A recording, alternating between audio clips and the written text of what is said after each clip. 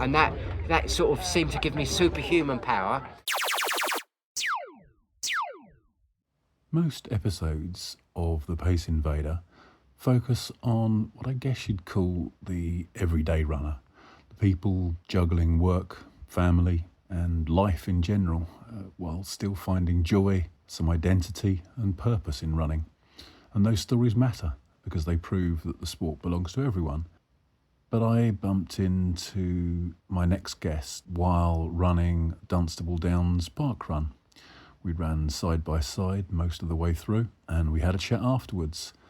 It turns out he's anything but average. This week, I'm joined by Mark, a man who's dedicated his entire adult life to endurance sport. Mark has been running since 1980. He's completed 126 marathons and taken part in 44 Ironman triathlons across 22 countries. He even raced twice on the toughest stage in triathlon, the Ironman World Championships in Kona, Hawaii. And if that's not enough, he ran the very first London Marathon in 1981 and is determined to return for the 50th anniversary in 2031. We talk about what it was like to race marathons in the early days before modern training science and technology, and the rivalries and friendships that shaped his career. I really hope you enjoy the episode. Well, so firstly, how was your run today? It was good, actually. Thanks for pacing me today. I'm not sure about pacing you. I think you were taking it easy and being nice to me. I don't know about that. I was just enjoying the run today. I'm training for the Beachy Head Marathon. Yeah. That'll be my 126th marathon later on in the year. It's incredible. And this is a really good course. Yeah. Dunstable Downs for off-road terrain.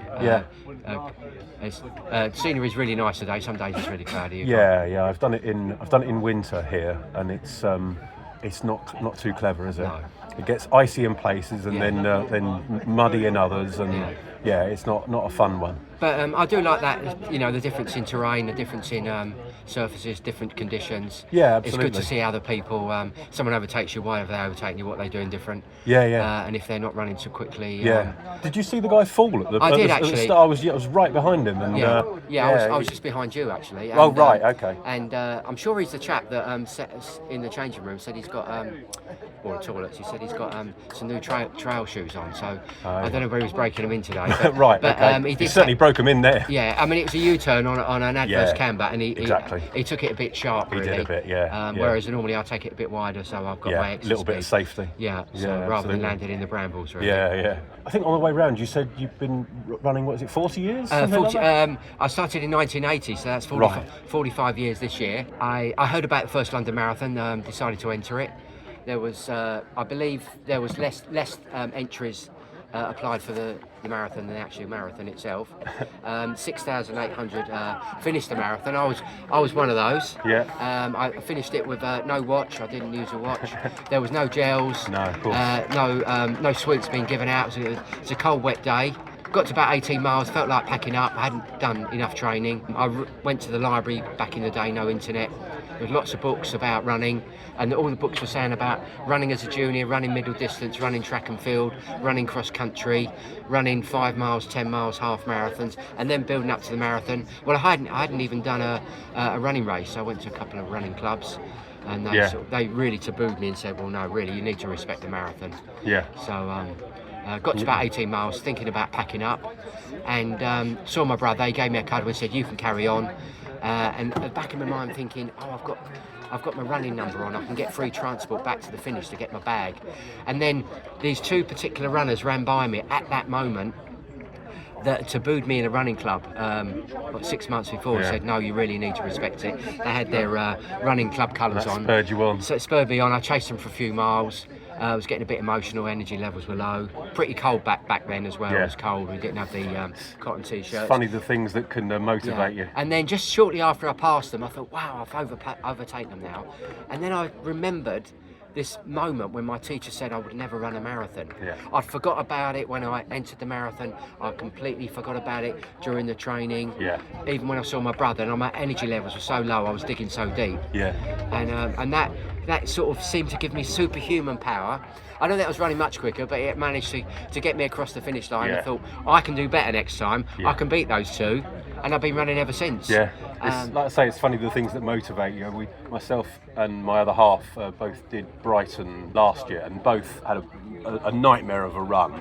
But we both got to. I don't know if you've done Brighton, but as you've still got about 4 miles to go, you come level with the finish line, and you go out. You have to go round, and we both thought about just DNFing and calling it in. And we both said that we remembered that at the hotel we were staying in, there was a sign-up and reception saying, "Show your medal for a free beer." Right, okay. And we both said, "That's it, right, carry on, gotta keep going." Those 4 hard miles were worth it. Yeah, for the exactly. beer. Just for one beer. One beer. And I think it was more the thought of her getting a free beer and me not having one. That was the thing that did it for me. Okay, and the same for her, I think. That's amazing. That's your own unique story of Brighton. Whatever it is, whatever really. gets you through. But and there's no shame in finish last in the schoolboy cross country race, and then striving to. To improve your performance each and every day. And I'm never going to be as good as I was when I ran a 2:24 marathon. Of course. But it's a sense of achievement. I can still do it. One day I won't be able to do that. How many times did you say that you've done London now? 11 times now. 11, yeah. And my mission is to run in 2031 and fingers crossed be the last runner that ran in 1981 on the 29th of March 1981, still running again in 2031. And even if I'm not one of the last ones, I'll be one of a select club. Yeah. Unlike the ever-presents that have run it every single year, and I believe there's 4 left. I want to be one of the last runners still running. Amazing. Born and bred in London, and hopefully finishing, maybe not my last marathon in London, but in 2031. Yeah. What run are you most proud of? I think I'm most proud of the Kingston Marathon, where I finished second that year, and I did try to win it. I had a perfect race. Right. Every year, 2 or 3 people would beat me. The following year, I would beat them strategically, and someone else would beat me.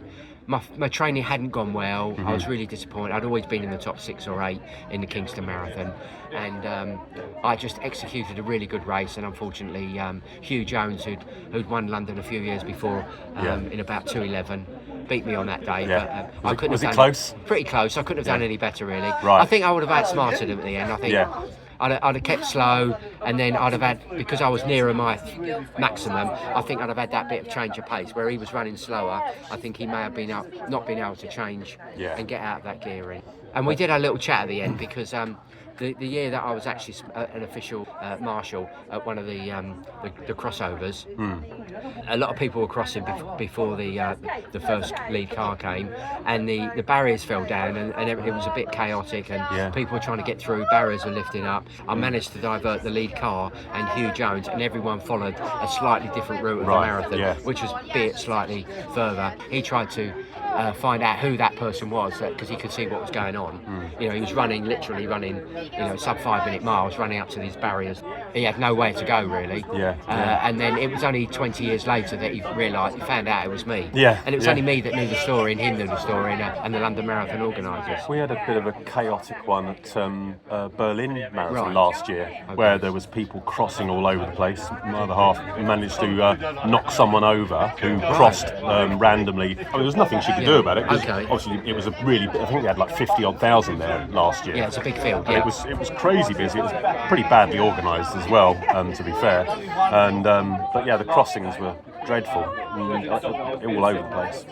But running abroad, I've only done Florida. I tend to do all the sort of UK races. I've raced abroad in triathlons, but mainly sort of the UK, really. Yeah, because you were saying you've done how many Ironmans then? 44 Ironman races around the world, really, in 22 countries. Amazing. I've been to Kona twice, 1987 and 2010, so a 25-year gap between the two. But I did Ironman triathlons, and I enjoy the cross training, keeping me fit, and hopefully that give me the longevity longevity for running. How did you find Kona? Kona the first time was very hard. It was very competitive. I wanted to do really well. 25 years later, I was amazing how fast and how fit every single age was, really. It's pretty brutal, really. I mean, it's probably one of my roughest swims out of 500 triathlons I've ever done.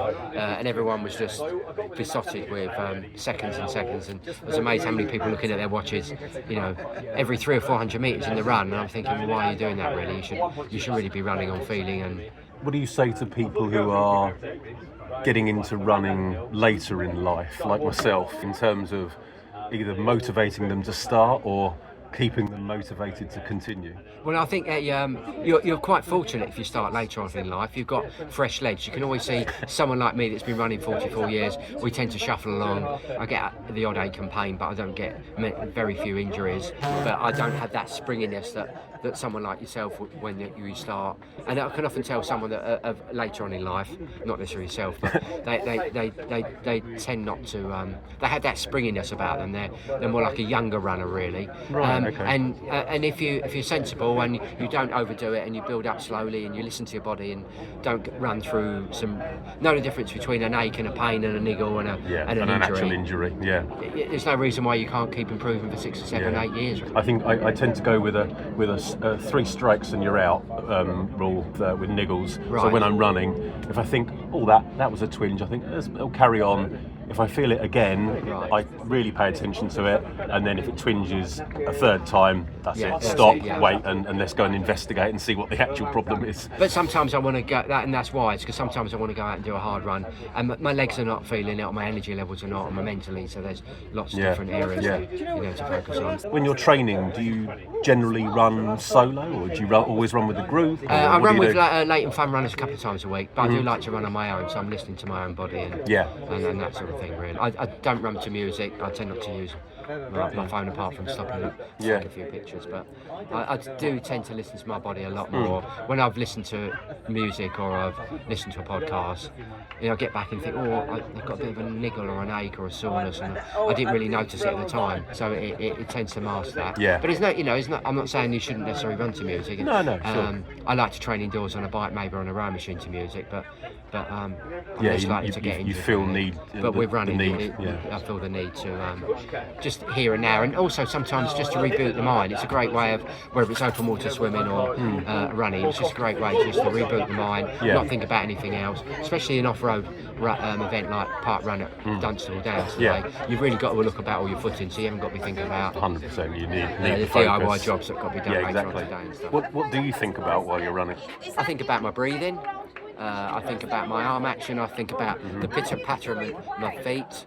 An elderly runner, I say elderly, he's certainly in his 60s, and I'm that age now, so I can say that. 45 years ago, he said, just have some change in your pocket, and just try not to make so much noise. And if you're not making so much noise, you're running smoother. Add some more change. I like that. Yeah. In the winter, head torch.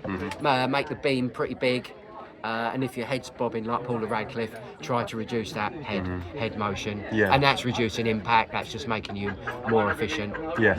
Is it? Do you think is it all about the mechanics of it, or does your mind wander into other things that are going on in life? Or is it occasionally anything else. But I just like to be. That is my me time really. I'm just thinking about my breathing. Do I need to breathe through my nose? Is my head looking up? So it's not beside. I'm not necessarily looking in a shop front window to see how young this 64-year-old is, but just trying to run symmetrical, trying to be quiet, more importantly, because that's impact. Whether I need to breathe every three strides or every 5, breathe blowing out every 5 strides or every 8, just make it a bit more interesting, really. Maybe surge up a few hills, might try and run a bit quieter down the hills, maybe.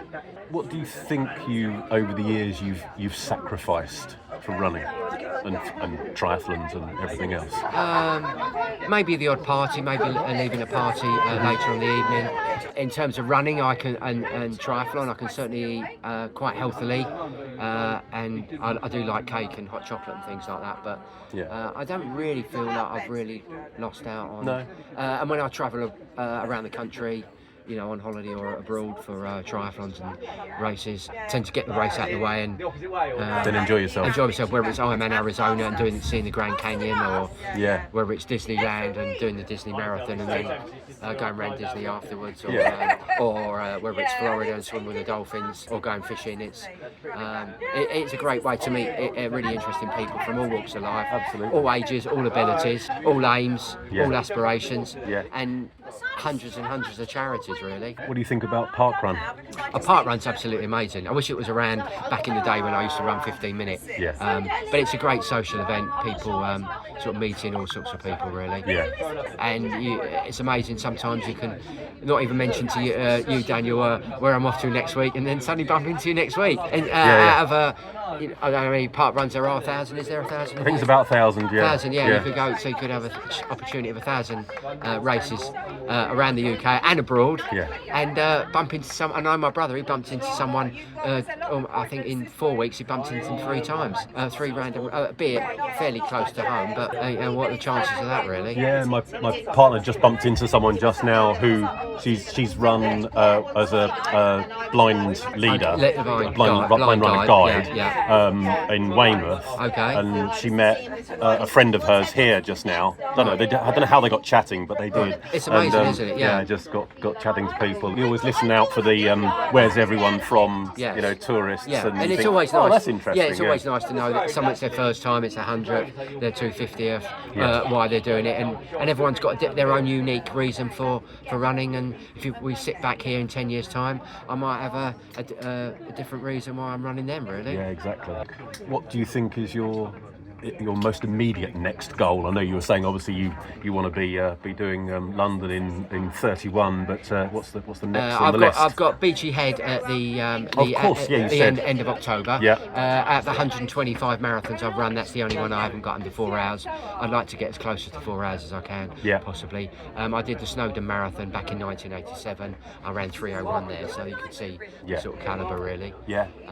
And it's a great way of sort of meeting people and just enjoy it, and also looking for new challenges. Yeah. So I've run a sub 20 minute in 1980 for 5k. I ran a sub 20 minute in 1990, 2000s, 210s, 220s. This is 225 now, so it could be my 5.5 decade where I might get a sub 20 minute 5k. I've run 2033 this year without specifically training for it, so it's on the cards. Yeah. Whether I can get that into my 5th decade, run a sub 20 minute 5k would be quite special, really. Yeah, I've managed to squeeze under 21 minutes once, but as I say, I've only been running a few years. Yeah, so, and I'm sure you keep improving. You don't get injured.